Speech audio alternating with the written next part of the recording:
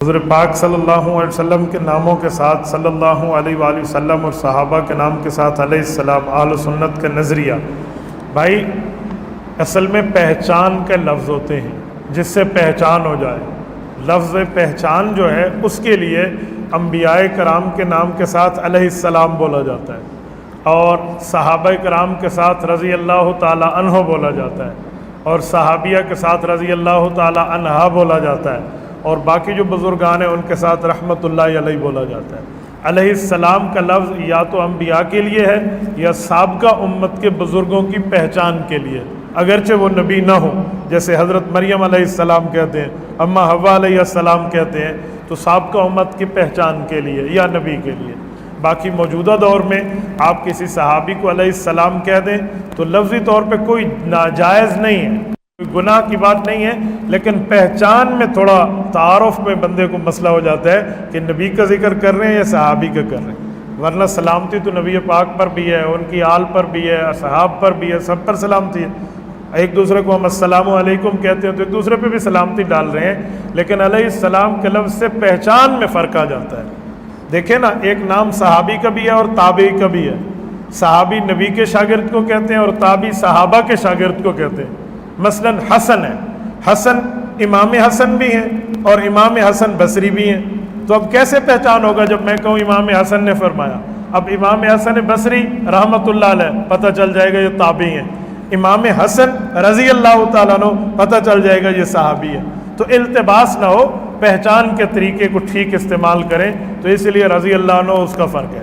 باقی عام بزرگ کے لیے ہم رحمت اللہ علیہ کہتے ہیں، اور کہتے فوت والے کے لیے، تو آپ کیا سمجھتے ہیں زندہ پہ رحمت نہیں ہوتی؟ تو زندہ پہ ہم کہتے نہیں اللہ پہ رحمت نازل فرمائے، تو زندہ پر بھی تو رحمت ہوتی ہے، تو پھر مردہ کو کیوں کہتے ہیں رحمت؟ وہ بھائی پہچان ہوتی ہے کہ یہ دنیا سے چلا گیا ہے، ورنہ یہ نہیں ہے کہ فوت شدہ پہ رحمتیں اور زندہ پہ لعنتیں ہیں، یوں نہیں ہے، رحمت سب پہ ہوتی ہے۔ یہ پہچان کے اپنے اپنے الفاظ ہیں، تو یہ اہل سنت والجماعت کو تو یہی نظریہ ہے۔ خانہ کعبہ کے رکن یمانی کی فضیلت کو بیان کر دیں۔ خانہ کعبہ کے تو 4 رکن ہیں، رکن شامی ہے، رکن یمانی ہے، رکن عراقی ہے اور رکن حجر اسود ہے، تو آپ صرف رکن یمانی کی فضیلت کیوں پوچھ رہے ہیں؟ میرے خیال میں آپ کے ذہن میں ایک بات ہے کہ رکن یمانی کے ساتھ دیوار ٹوٹی تھی اور حضرت علی المرتضیٰ رضی اللہ عنہ کی اماں جان اندر تشریف لے گئی تھی، یہی ہے، تو اس کو شریعت میں معتبر نہیں مانا گیا۔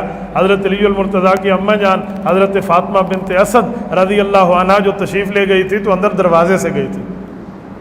بھئی جب جانے کا راستہ موجود ہے تو وَأْتِ الْبُيُوتَ مِنْ أَبْوَابِهَا، قرآن کہتے پھر اس راستے کو استعمال کرو، دوسرے راستوں کو استعمال کیوں کرتے ہیں؟ تو ایسی بات نہیں ہے۔ باقی رکن یمانی کی فضیلت ہے، وہ فضیلت یہ ہے کہ رکن یمانی سے لے کر حجر اسود کے درمیان طواف کے دوران ایک دعا پڑھی جاتی ہے، ربنا آتنا فی الدنیا حسنہ وفی الآخرۃ حسنہ وقنا عذاب النار وادخلنا الجنۃ مع الابرار یا عزیز یا غفار یا ارحم الراحمین۔ حدیث پاک میں ہے 70,000 فرشتہ اس رکن پہ بیٹھا ہے، جو بندہ یہ دعا پڑھے گا وہ آمین کہہ دے گا۔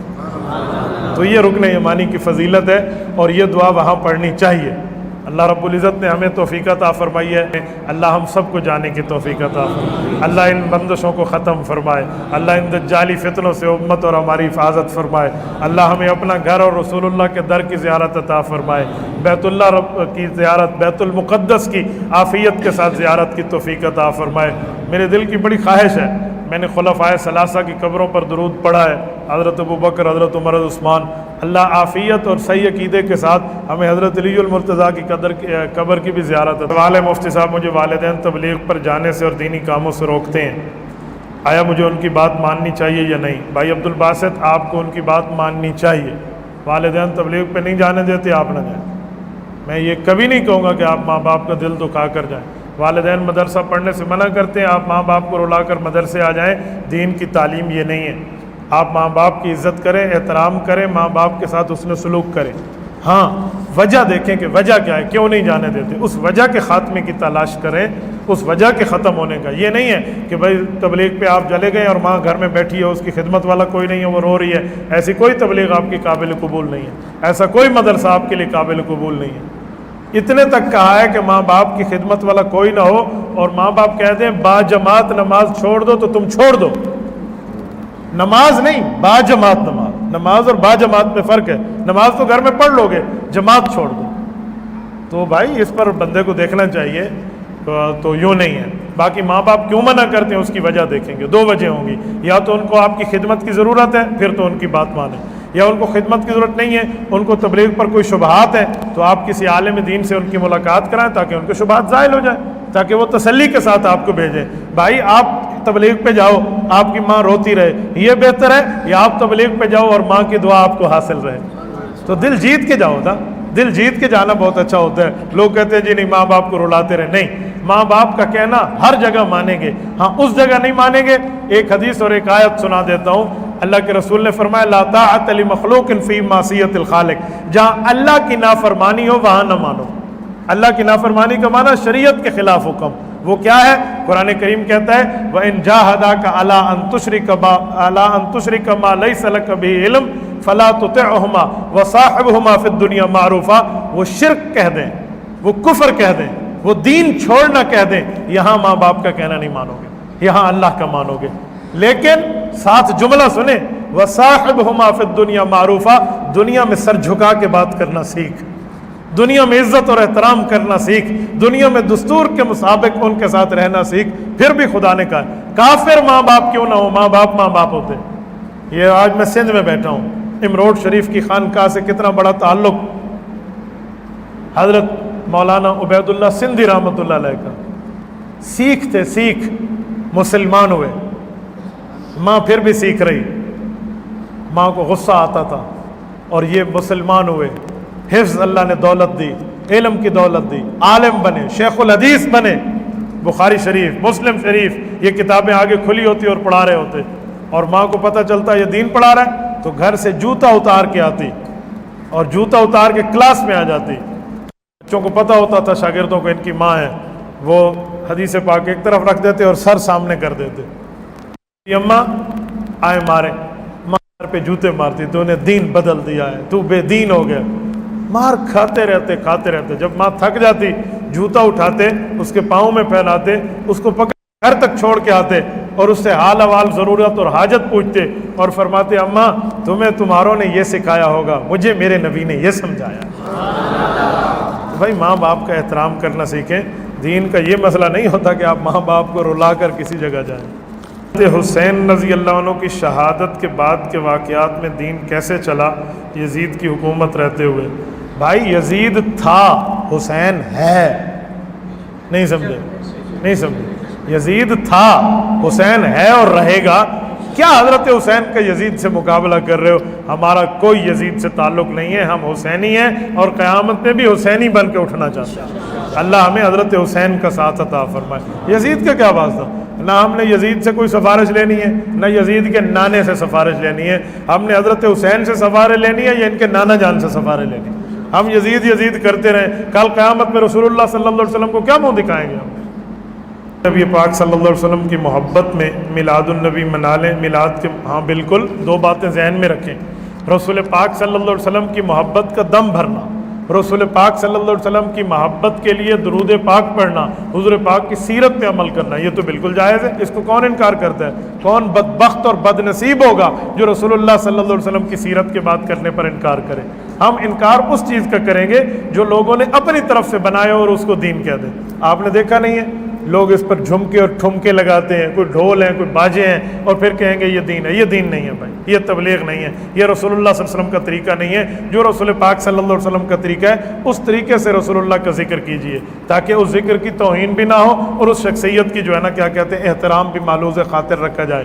یہ بات ذہن میں رکھیں کہ نبی پاک کا سارا تعلق جو ہے وہ آداب کے ساتھ ہے۔ اگر ادب پیغمبر نہیں ہے تو پھر کوئی دین بھی نہیں ہے، کوئی نماز بھی نہیں ہے، کوئی روزہ بھی نہیں ہے، کوئی حج زکوٰۃ بھی نہیں ہے۔ وہ کہتے ہیں نا، ایک شاعر نے شعر میں کہا ہے کہ با خدا دیوانہ باش، اللہ کے ساتھ دیوانگی کی باتیں تمہاری چل سکتی ہیں لیکن با محمد ہوشیار، رسول پاک صلی اللہ علیہ وسلم کے ساتھ آپ نے بالکل بڑے آداب کے ساتھ چلنا ہے۔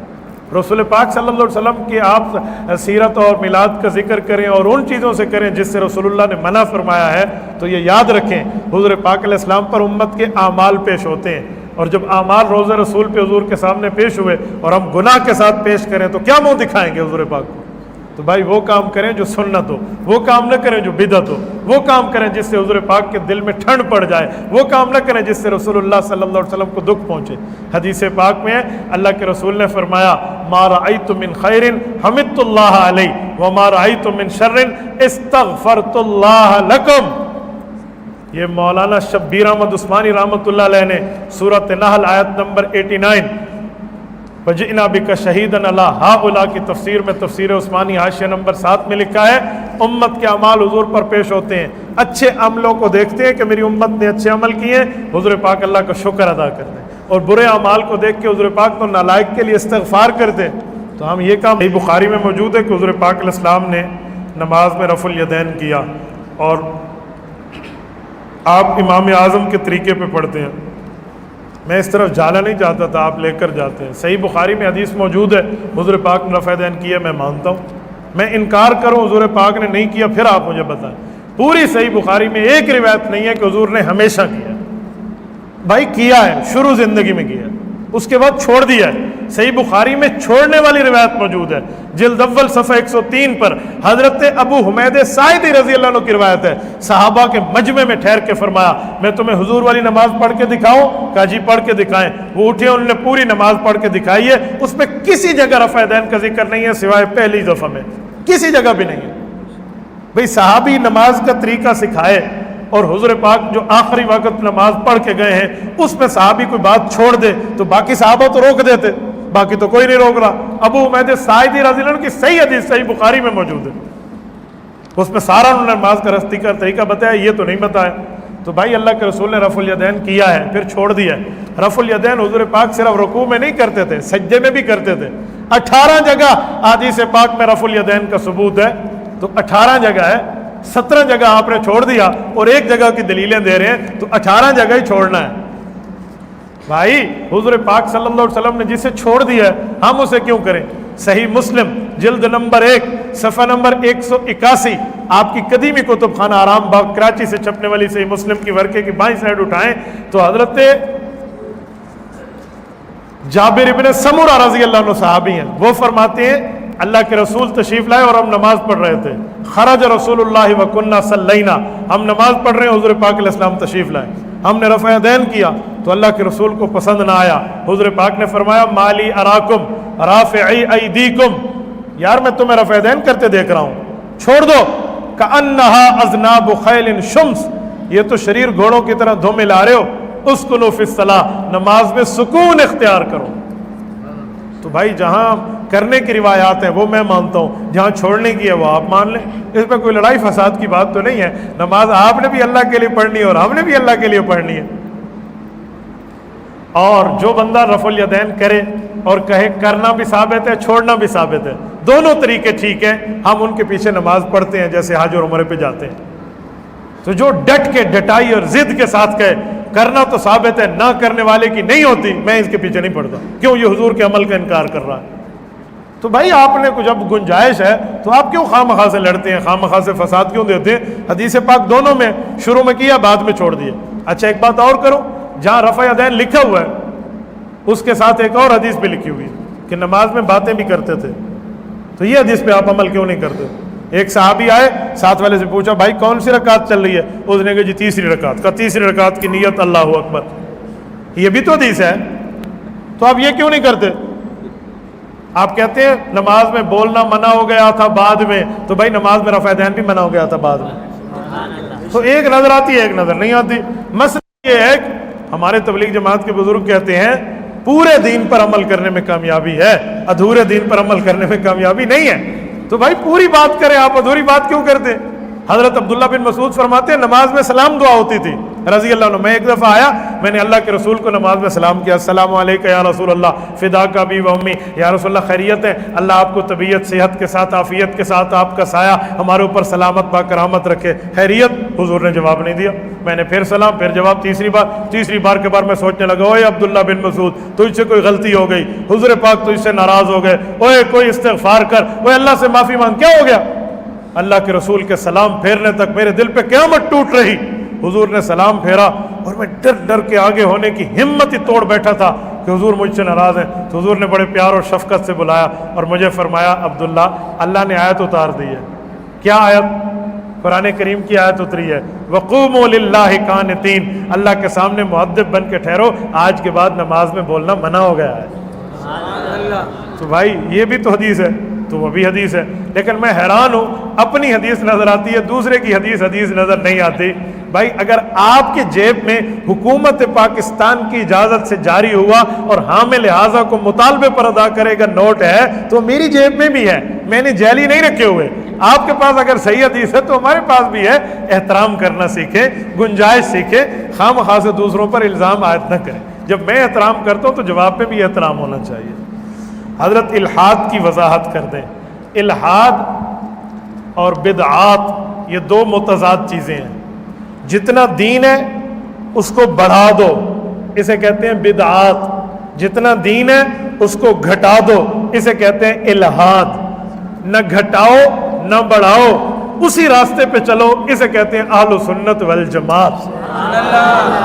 تو نہ ہم الحاد والے ہیں کہ دین کم کر دیں، نہ ہم بدعات والے ہیں کہ دین بڑھا دیں، بھئی ہم اہل سنت والجماعت والے ہیں، اصلی دین پڑھاتے ہیں، بس اسے الحاد اور بدعات کہتے ہیں۔ حدیث شریف کی آخری صفحے کا سوال انہوں نے کیا ہے، کہتے ہیں حدیث پاک میں ہے کہ خواب نبوت کا 46واں حصہ ہے، جامع ترمذی کی آخری روایت ہے، تو اس کا کیا مطلب ہے؟ یہ بڑے لوگ سوال کرتے ہیں کہ خواب نبوت کا 46واں حصہ ہے، سچا خواب، تو کہتے ہیں جی ہم نے خواب دیکھا، تو کیا اس کا کیا مطلب ہے؟ نبوت جاری ہے؟ اور اس سوال کو پھر قادیانی بڑے اٹھاتے ہیں کہ جی خواب نبوت کا 46واں حصہ ہے، تو اس کا کیا مطلب ہے؟ تو بھائی بہت آسان، بہت ایزی آنسر ہے اس کا، بہت آسان جواب ہے۔ رسول پاک صلی اللہ علیہ وسلم کا اعلان نبوت کس عمر میں ہوا ہے؟ بولیے بولیے، 40 سال، اور اس کے بعد 6 ماہ اللہ کے رسول کو خواب آئے تھے، 6 ماہ خواب آئے تھے۔ اول ما بدی بہ رسول اللہ رؤیا صالحہ، حدیث پاک میں ہے، صحیح بخاری جلد اول باب کیف کان بدء الوحی الی رسول اللہ صلی اللہ علیہ وسلم میں، کہ 6 ماہ سچے خواب آتے تھے حضور پاک علیہ السلام۔ وکانا لا یرا فی رؤیا الا جاء فلق الصبح، فرمایا جو رات کو خواب دیکھتے صبح کی روشنی کی طرح صبح ثابت ہو جاتا۔ تو 40 سال وہ اور 6 ماہ خواب والے، یہ ملا کر نے نبوت کا 46واں حصہ خواب کہا گیا۔ 40 سال اعلان نبوت سے پہلے، یہ نہ کہنا نبوت سے پہلے، فرق کرو، حضور پہلے بھی نبی تھے، اعلان نبوت سے پہلے۔ یہ جو لوگ غلطی کرتے ہیں نا کہ 40 سال میں نبوت ملی، جی نہیں، حضور پاک پیدائشی نبی ہیں، پیدائشی نبی ہیں، 40 سال میں نبوت کا اعلان ہوا۔ تو اعلان نبوت سے پہلے کے 40 سال اور 6 ماہ اعلان نبوت کے بعد والے خواب، یہ کل ملا کے 46 بنتے ہیں نا، تو فرمایا سچا خواب ہوگا تو یہ نبوت کا وہ 46واں حصہ ہے، یعنی اعلان نبوت سے پہلی والی زندگی کی فضیلت اسے مل رہی ہے۔ یہ کہہ رہے ہیں کہ محرم الحرام میں جو حلیم پکائے جاتے ہیں اس کے بارے میں بتائیں۔ بعض لوگ پتہ نہیں کیا سے کیا بتاتے ہیں۔ مجھے ایک دن بندہ کہہ رہا تھا کہ مولانا محرم الحرام میں 10 محرم کو یزید نے حلیم پکایا تھا۔ میں نے کہا کیوں؟ حضرت حسین کی شہادت کی خوشی میں۔ میں نے کہا ایک منٹ میں اب تیری اس کا جو ہے نا 605 نکالتا ہوں ذرا۔ اس وقت موبائل جیز چل رہا تھا، ٹیلی نار چل رہا تھا، زونگ چل رہا تھا، یوفون بن نظر، کیا چل رہا تھا؟ کہتے کیوں؟ میں نے کہا 10 محرم کو شہادت ہوئی اور 10 محرم کوئی فون ہو گیا یزید کو، اس نے حلیم پکا لیا، 2200 کلومیٹر دور بیٹھا ہے یزید، حضرت حسین تو کربلا میں شہید ہوئے، اس کے آرڈر پہ شہید ہوا تھا حضرت حسین کے ساتھ یہ معاملہ، وہ شامل تو نہیں تھا، وہ تو 2200 کلومیٹر دور تھا، تو یزید کو کس نے بتایا تھا؟ اسی دن فوراً اس نے حلیم پکا لیا۔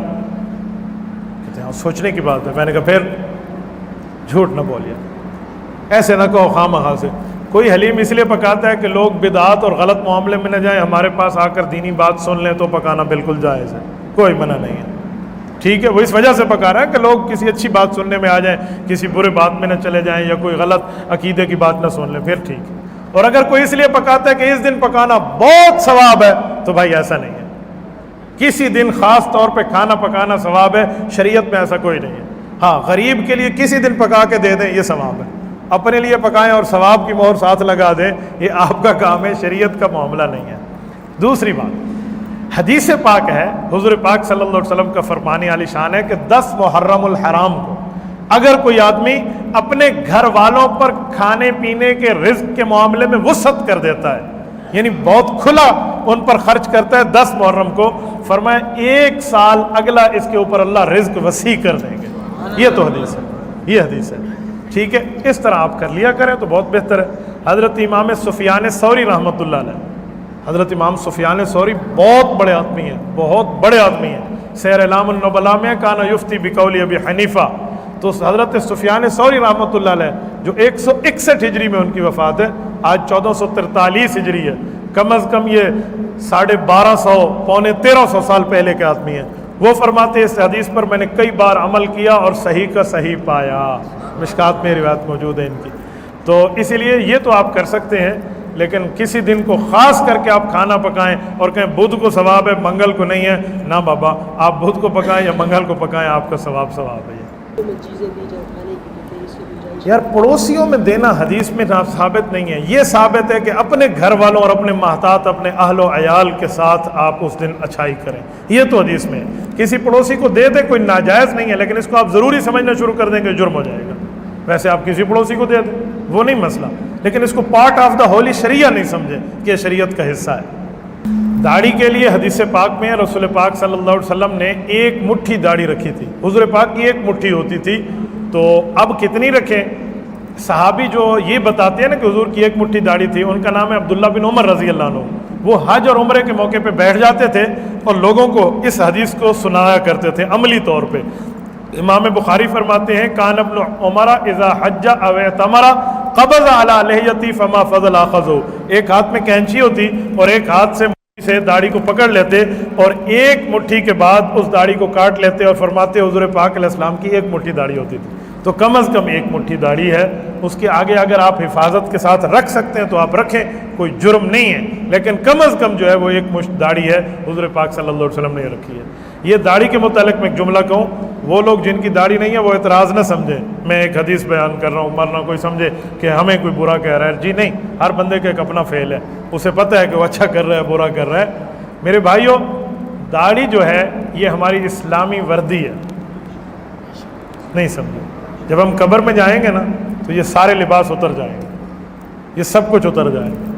وہاں ہمارے پاس کوئی آئی ڈی کارڈ نہیں ہوگا کہ فلی ویکسینیٹڈ ہیں یا آپ کے پاس کارڈ ہے یا نہیں ہے، آپ مجھے دکھائیں اور کیا.